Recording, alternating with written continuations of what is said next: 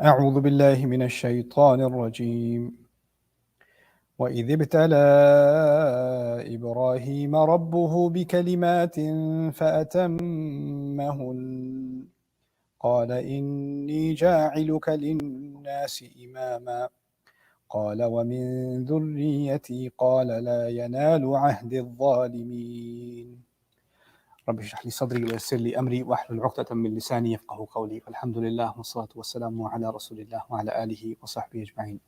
السلام علیکم ورحمۃ اللہ تعالیٰ وبرکاتہ۔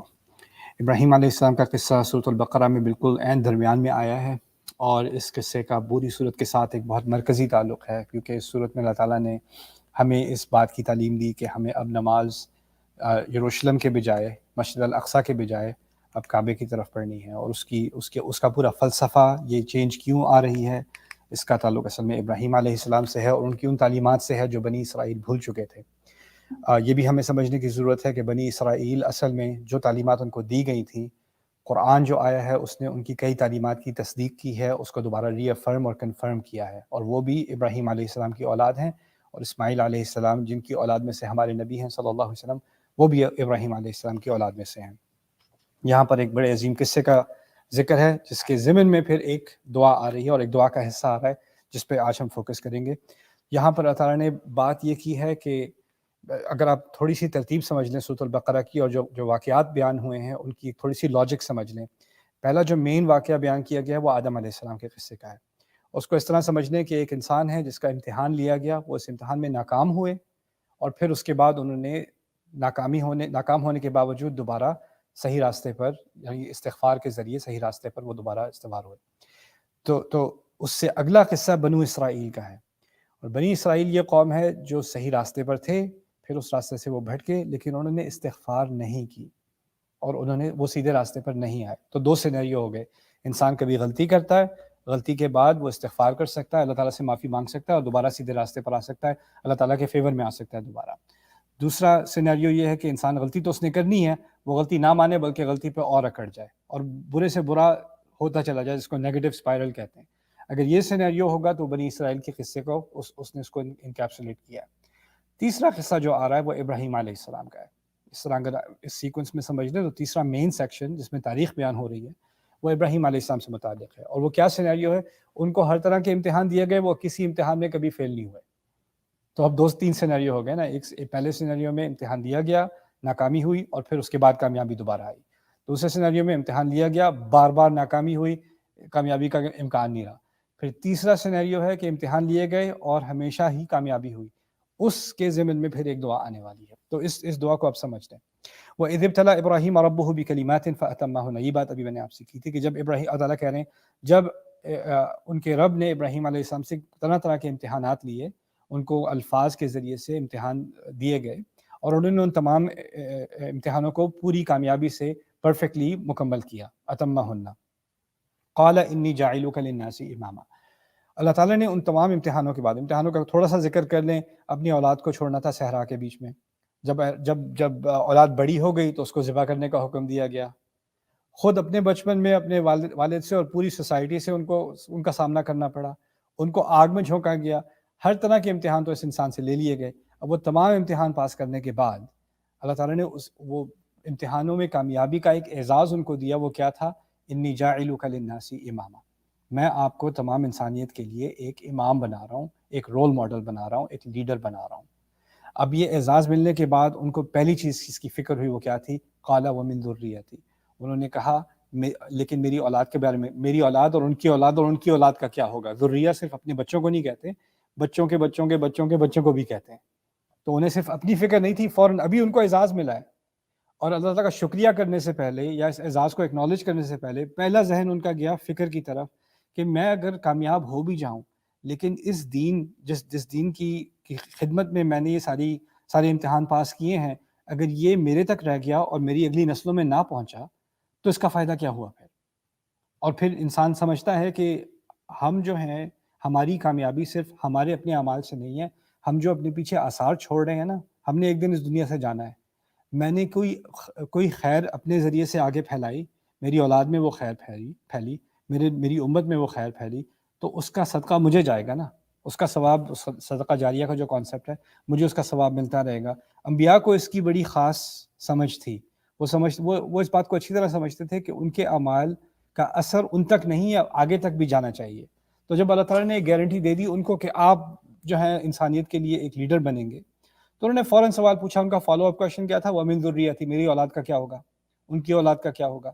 اللہ تعالیٰ نے بہت سخت جواب دیا ہے آگے، قال لا ينال عہد الظالمین، کہ میرا یہ وعدہ ظالموں تک نہیں پہنچتا، یعنی اس کی جو اس وعدے کی جو اپلیکیشن ہے وہ جو ظالمین ہیں ان پہ اپلائی نہیں ہوتی۔ وہ ظالمین، انہوں نے تو اپنی اولاد کے بارے میں پوچھا تھا، ظالموں کے بارے میں تھوڑی پوچھا تھا۔ اس میں اشارے سے اللہ تعالیٰ نے بتا دیا کہ آپ کی اولاد میں ظالمین بھی ہوں گے، ظلم کرنے والی بھی ہوں گے، اور ان کی کوئی گارنٹی نہیں ہے کہ ان کو بھی امامت دی جائے گی، ان کو لیڈرشپ دی جائے گی۔ یہ بھی سمجھ لیں کیونکہ سورۃ البقرہ میں ہے تو اس میں اس کی طرف اشارہ ہے کہ جو ان کی اولاد میں سے جو ظلم کرنے والے تھے فی الحال اس صورت میں بنی اسرائیل تھے، اور ان کو جب تک وہ ٹھیک چل رہے تھے ان کو موقع کے بعد موقع دیا، جب وہ سارے موقع فیل کر چکے تو ان سے امامت ہٹ گئی، پھر وہ امامت ہمارے نبی کو ملی صلی اللہ علیہ وسلم، اسی لیے وہ آخری نبی ہیں۔ تو خیر، یہ جب بات ابراہیم علیہ السلام نے سنی تو اس کے بعد آگے قصہ بڑھتا ہے، وَإِذْ جَعَلْنَا الْبَيْتَ مَثَابَةً لِلنَّاسِ وَأَمْنًا وَاتَّخِذُوا مِن مَّقَامِ إِبْرَاهِيمَ مُصَلًّى، کہ جب ہم نے اس کو، یعنی اس گھر کو، یعنی کعبے کو ایک ایسی جگہ بنایا جہاں لوگوں کے دل واپس آتے رہتے ہیں، اور ایک ایسی جگہ ہے جہاں پر امن اور سکون ہوتا ہے، اور اب مقام ابراہیم کو اپنے لیے نماز پڑھنے کی جگہ بناؤ۔ اس کی تفسیر کبھی بعد میں کریں گے انشاءاللہ، اس کی تفصیل سے بحث، لیکن ابھی یہ بات سمجھ لیں۔ وَعَهِدْنَا إِلَىٰ إِبْرَاهِيمَ وَإِسْمَاعِيلَ أَن طَهِّرَ بَيْتِيَ لِلطَّائِفِينَ وَالْعَاكِفِينَ وَالرُّكَّعِ السُّجُودِ۔ اللہ تعالیٰ ابراہیم علیہ السلام سے اب ان کو انسٹرکشن دے رہے ہیں، وہ کہہ رہے ہیں کہ اب تمہیں جو اعزاز دیا گیا ہے، آپ کو جو لیڈر بنایا گیا ہے، اب آپ نے یہ کیا کرنا ہے کہ میرے گھر کو آپ نے پاک کرنا ہے ان لوگوں کے لیے جو یہاں پہ طواف کیا کریں گے، ان لوگوں کے لیے جو اعتکاف کیا کریں گے، ان لوگوں کے لیے جو رکوع کریں گے اور سجدہ کریں گے۔ یعنی اب انسٹرکشن آ رہی ہے ابراہیم علیہ السلام کو اور اسماعیل علیہ السلام کو، تو اس میں اشارے سے کم از کم اوکے ان کی ساری آگے آنے والی نسلوں کی تو گارنٹی نہیں دی، لیکن جب اللہ تعالیٰ نے ان کو اور اسماعیل کو ایک ساتھ شامل کر دیا نا اس دعا میں اور اس انسٹرکشن، اس حکم میں، انطہرا بیتیا، تثنیہ کا صیغہ استعمال ہو رہا ہے جس میں دونوں ہوتے ہیں، آپ دونوں پاک کریں گے میرے گھر کو طواف کرنے والوں کے لیے اور اعتکاف کرنے والوں کے لیے اور رکوع اور سجدہ کرنے والوں کے لیے، یہ بات کہی جا رہی ہے۔ جب دونوں کو انکلوڈ کر لیا تو ایک طرح سے اسماعیل کی قبولیت تو ہو گئی، ان کو بھی ایک مقام تو مل گیا اللہ تعالیٰ کی طرف سے، تو کم از کم کچھ تو تسلی ہے کہ چلو ساری اولاد کے بارے میں کچھ نہ ہو، کم از کم اسماعیل علیہ السلام کے بارے میں ایک گارنٹی آ گئی ان کو۔ وَإِذْ قَالَ إِبْرَاهِيمُ رَبِّ اجْعَلْ هَٰذَا بَلَدًا آمِنًا، ابراہیم علیہ السلام کی جینیس سمجھیں، ان کو پتہ ہے میری ساری اولاد اچھی نہیں ہوگی، تو ان کو فکر ہوئی کہ اگر میری اولاد ظالم ہوئی، ان میں سے کوئی ظالم ہوا اور ان کی نسلیں آگے بڑھیں تو ظلم آگے بڑھے گا نا، لائبلٹی آگے بڑھے گی، انسانیت پر بوجھ بنیں گے۔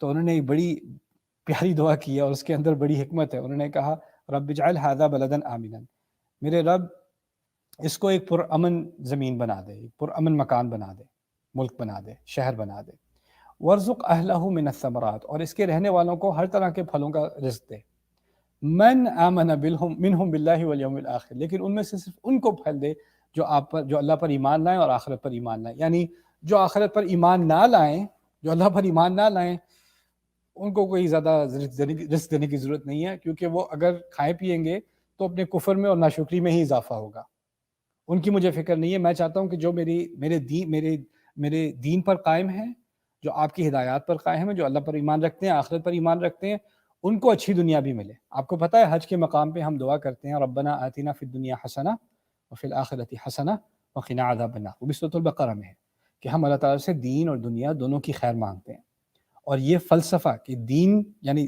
دنیا میں رزق ملے، ہر طرح کے پھل ملیں، اور آخرت ہے وہ اس کا دار و مدار ایمان پر ہے، ان دونوں چیزوں کو کمبائن جو کیا گیا ہے نا اس دعا میں، وہ اصل میں وہ بھی ابراہیم علیہ السلام کی ہی سنت ہے، وہ یہاں پر واضح ہو رہی ہے۔ تو یہاں وہ کہہ رہے ہیں کہ میرے جو میری اولاد میں سے جو اللہ پر اور آخرت پر ایمان رکھتے ہیں ان کو ہر طرح کے پھل کھلا دینا، ان کو یہاں پر امن دے دینا۔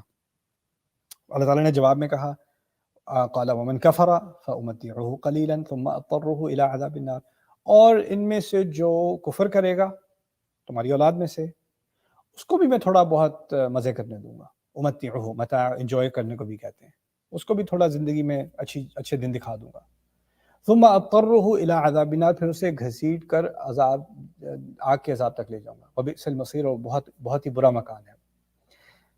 اس کے بعد ابراہیم علیہ السلام نے 2 دفعہ کوشش کی ہے. ایک دفعہ تو کوشش کی کہ میری ساری اولاد لیڈر بن جائے، وہ جواب نہیں ملا، پازیٹیو نہیں ملا. دوسری دفعہ کہا کہ چلو کم از کم دنیا کی کامیابی میرے ایمان والے بچوں کو دے دیں، تاکہ جو ایمان والے نہ ہیں وہ دنیا میں اس طرح نہ پھیلے، ان کا انفلوئنس نہ بڑھے. وہ بھی اللہ تعالیٰ نے وہ دعا ریفیوز کر دی. اب ابراہیم علیہ السلام کو جو انسٹرکشن دی جا رہی، جو حکم دیا جا رہا ہے کہ وہ جو بنیادیں تھیں کعبے کی، ان کی بنیادوں پر وہ ایک پورے کعبے کی تعمیر کریں، اور وہ کریں اسماعیل علیہ السلام کے ساتھ. وَإِذْ يَرْفَعُ إِبْرَاهِيمُ الْقَوَاعِدَ مِنَ الْبَيْتِ وَإِسْمَاعِيلُ، جب ابراہیم علیہ السلام اس گھر کی بنیادیں اٹھا رہے تھے اسماعیل علیہ السلام کے ساتھ، اسماعیل بھی ان کے ساتھ تھے. اب اس دعا کا ذکر ہے جس کے بارے میں یہ سیشن ہو رہا ہے. ربنا تقبل منا انک انت السمیع العلیم. یہاں تک رکیں گے آج. ہمارے رب ہم سے قبول کر لے، ہمارے رب ہم سے قبول کر لے، آپ ہی ہیں جو سب سننے والے اور سب جاننے والے ہیں. ربنا تقبل منا انک انت السمیع العلیم. اب اس دعا کو اچھی طرح سمجھیں. پہلی بات، ابراہیم علیہ السلام نے سارے امتحانات پاس کیے ہیں. اللہ تعالیٰ نے ان سے کہہ دیا کہ ان کے پاس قبولیت ہے، وہ تو انسان کے لیے لیڈر ہیں، ان کو قبول کرنے کی دعا کیوں کرنے کی ضرورت ہے؟ وہ تو قبول ہو چکے. اب وہ کعبے کی تعمیر کریں، اور کعبے کی تعمیر سے زیادہ بابرکت کوئی عمل میں سوچ نہیں سکتا ہوگا.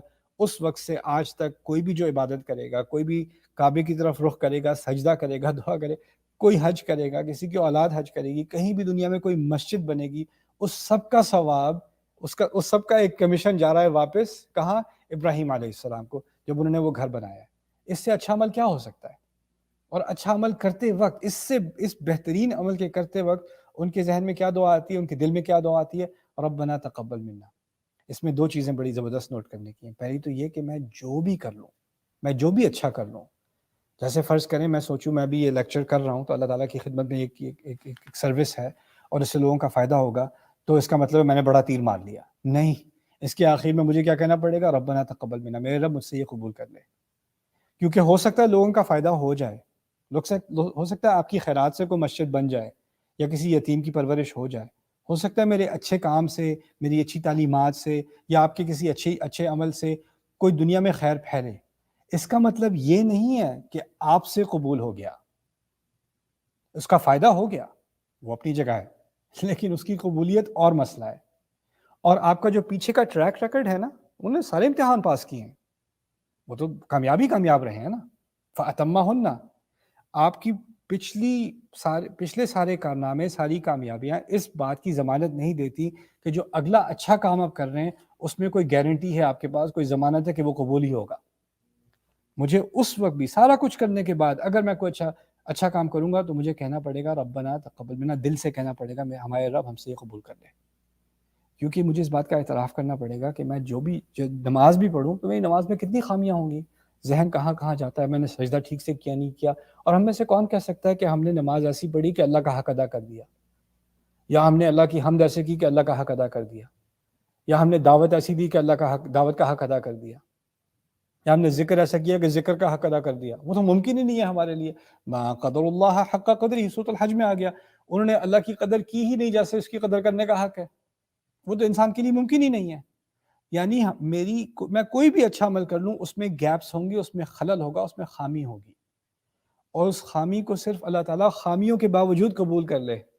میں آپ کو مثال دیتا ہوں، وَلِلَّهِ الْمَثَلُ الْأَعْلَىٰ. اگر میں نے بہت ہی بری لکھائی میں ہوم ورک کیا ہے اور میں ٹیچر کو پکڑا رہا ہوں، پلیز ایکسیپٹ کر لیں، دوبارہ نہ کروائیں، اسی کے مارکس دے دیں، اسی کو چیک مارک ڈال دیں اس کے اوپر.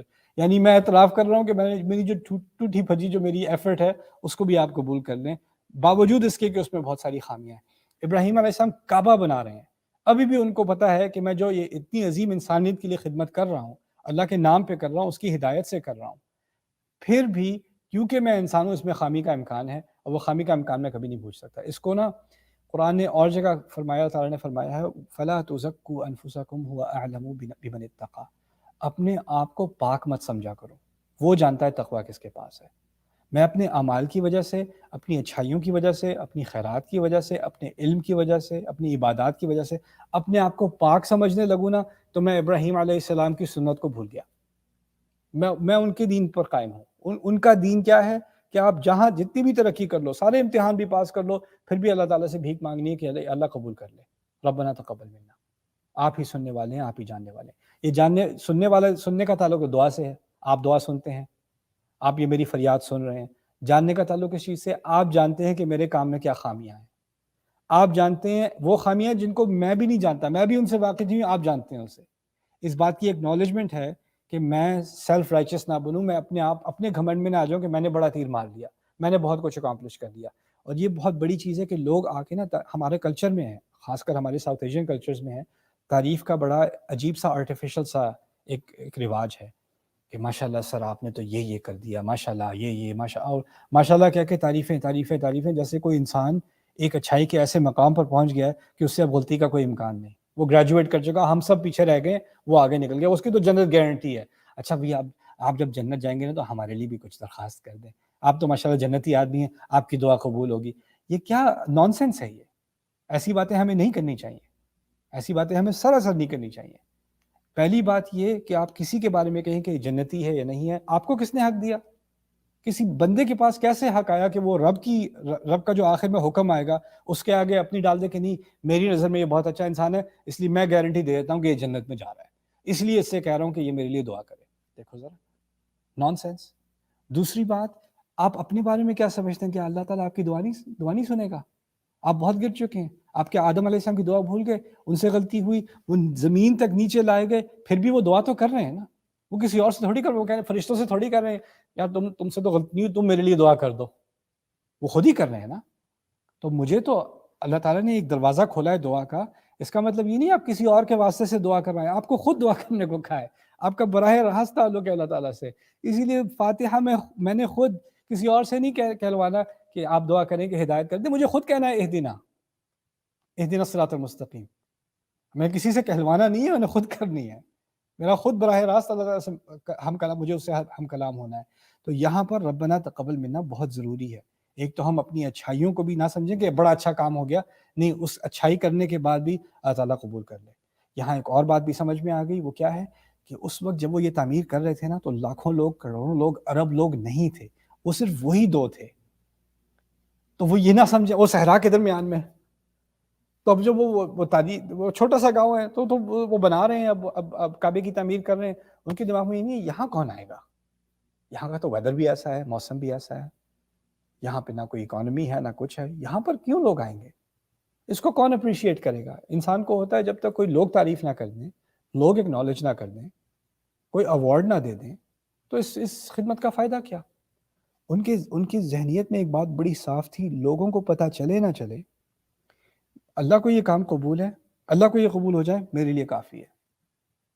اب میں ایز اے ٹیچر یا میں ایز اے اسپیکر میں کہیں جاتا ہوں، کبھی آڈینس میں 2000 لوگ ہیں، کبھی 5000 لوگ ہیں، کبھی 10,000 لوگ ہیں، اگر میں کہیں جاتا ہوں اور 3 لوگ بیٹھے ہوئے ہیں، 2 لوگ بیٹھے ہوئے ہیں، تو میں کہوں یہ پروگرام تو ناکام ہو گیا، تو یہ اصل میں میری ناکامی ہے، کیونکہ میں بھول گیا کہ میں کر کیوں رہا ہوں، میں یہ کام کر رہا ہوں میرا رب قبول کر لے، آگے 3000 بیٹھے ہیں یا 2000 بیٹھے ہیں یا کوئی بھی نہیں بیٹھا، اس کا تعلق میرے ساتھ نہیں ہے، اس کا تعلق وہ تو میرا رب جانتا ہے کیا قبول ہوگا۔ ہو سکتا ہے کہ وہ 3 لوگوں والا پروگرام اللہ قبول کر لے اور وہ 10,000 لوگوں والا پروگرام اللہ قبول نہ کرے، یہ نہیں ہو سکتا، کیونکہ میں قبولیت لوگوں سے ڈھونڈ رہا ہوں، ویلیڈیشن کہیں اور سے دیکھ رہا ہوں۔ اس سے میری مینٹیلٹی صاف ہوگی کہ میں نے دنیا کو، لوگوں کے کامنٹس کو، لوگوں کے اوپینینز کو، اس کو میں نے اپنے ذہن سے مٹا دیا ہے۔ میں نے کیا کرنا ہے، میرے رب کو قبول ہے وہ میرے لیے کافی ہے، اسی کے پیچھے میں لگا ہوا ہوں۔ ربنا تقبل منا انک انت السمیع العلیم۔ اور اس میں آخری خوبصورت بات میں نے آخری کے لیے سب سے لاسٹ کے لیے چھوڑ دی، وہ کیا تھی؟ ابراہیم علیہ السلام کو فکر شروع سے کس بات کی تھی؟ اپنی اولاد کی تھی، رائٹ؟ میں نے شروع میں بات کی تھی، ان کو فکر اپنی اولاد کی ہوئی۔ اگر آپ ان آیات کا مطالعہ کریں تو آپ کو شروع سے نظر آئے گا رب اجعل ھذا بلدا آمنا، دین اس کے بعد میں شروع سے ہی پڑھتا ہوں، ومن ذریتی، میری اولاد، میں کا ذکر، ٹھیک ہے؟ پھر اس کے بعد ابراہیم علیہ السلام کہتے ہیں رب اجعل ھذا بلدا آمنا، میرے رب، میں کا ذکر دوبارہ، اوکے۔ اس کے بعد یہاں پر ابراہیم علیہ السلام تعمیر کر رہے ہیں، اب یہ نہیں کہتے ربی تقبل منی، میرے رب اسے مجھ سے قبول کر لے، اب کہتے ہیں ہمارے رب ہم سے قبول کر لیں۔ کعبے کی تعمیر ہو رہی ہے، ان کو پتہ ہے اللہ تعالیٰ کی طرف سے قبولی آ جائے گی، ان کو پوری امید ہے۔ انہوں نے کیا کیا؟ اپنی جینیس میں اپنی اولاد کو، اسماعیل کو، اس دعا میں شامل کر کے کہا ہم دونوں سے قبول کر لیں، ربنا تقبل منا، ربنا تقبل منا۔ اب ہمیں معلوم ہوا کہ جب ہم دعا کرتے ہیں نا تو اس میں آپ اچھے کام میں اوروں کو، اپنے لوڈ ونس کو، اپنی فیملی کو شامل کریں، اور ان کو شامل کر کے جب آپ دعا کریں تو اپنے لیے بھی کریں اور ان کے لیے بھی کریں۔ اس بات پر آج اکتفا کرتے ہیں اور اس دعا کو مزید کنٹینیو کریں گے۔ بارک اللہ لی ولکم فی القرآن الحکیم ونفعنی وإیاکم بالآیات والذکر الحکیم۔